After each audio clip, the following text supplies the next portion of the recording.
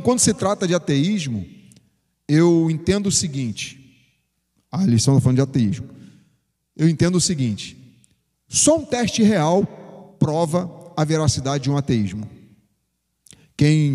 Essas palavras não são minhas. A frase verdadeira é essa aqui, ó. Só uma prova real, só um teste real prova a veracidade da sua fé. Vou explicar. Você só conhece, Bela e Brian, vocês só vão me conhecer, se eu sou pastor mesmo, quando eu passar pela dificuldade e mesmo assim continuar sendo pastor. Está entendendo? Não digo nem pastor, porque pastor, no caso, é um cargo, mas digo cristianismo, fé. Vocês só vão saber se a minha fé só se evidencia quando ela é provada.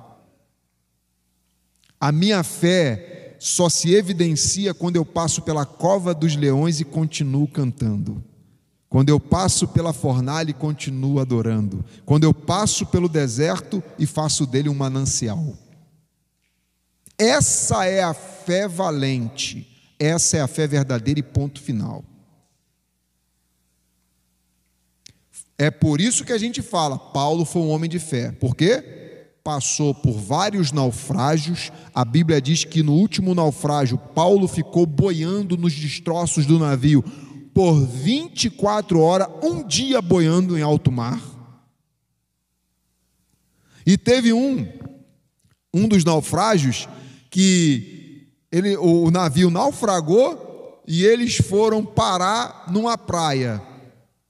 E quando eles estavam pegando lenha, graveto, para se aquecerem, porque o frio era terrível, diz a Bíblia que saiu uma víbora do meio dos gravetos e mordeu ainda, picou a mão de Paulo. Ou seja, além de um naufrágio, ainda tem uma víbora venenosa que pica Paulo e ele continua ainda na presença de Deus.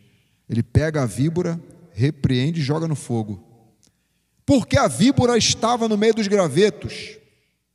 Porque graveto não tem vida. E todo lugar que não tem vida, a víbora está presente. Entenderam? A víbora, o maligno, só entra onde não tem vida. E já que na sua vida tem Jesus, então ele não pode entrar, porque ele só entra onde não tem vida. A Bíblia diz que Jesus é o caminho, a verdade e a... Então, onde tem vida, a víbora está distante, está longe. Não pode entrar. Mas olha só, por isso que a gente diz que ele tem fé, porque passa por um naufrágio, é picado por uma serpente e continua na presença de Deus. Teve um dia que tentaram pegar Paulo, fecharam, cerraram, trancaram, ferrolho fechado, a cidade de Damasco fechada. Agora a gente pega ele. Aí a Bíblia diz que alguém que ele provavelmente ganhou para Jesus dentro daquela cidade, desceu ele por uma janela que tinha no muro, num cestinho, amarrado em cordas. Desceram ele por ali, ele escapou do líder da cidade que queria matar ele.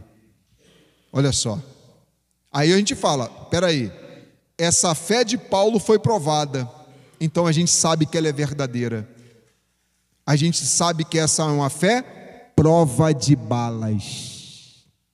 Fé blindada é quando ela passa por uma situação de extrema dificuldade, mas permanece.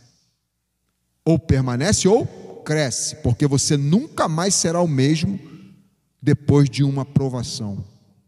Do outro lado tu sai mais forte, do outro lado tu sai mais firme ainda, se você suportar aquela provação e não se deixar levar, se perder no meio dela. Vamos para o ateísmo agora? Eu falei da fé. Agora vamos para o ateísmo? Eu só acredito na veracidade de um ateísmo quando ele é provado.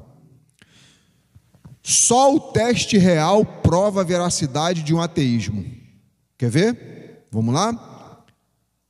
Eu acredito que o cara é ateu.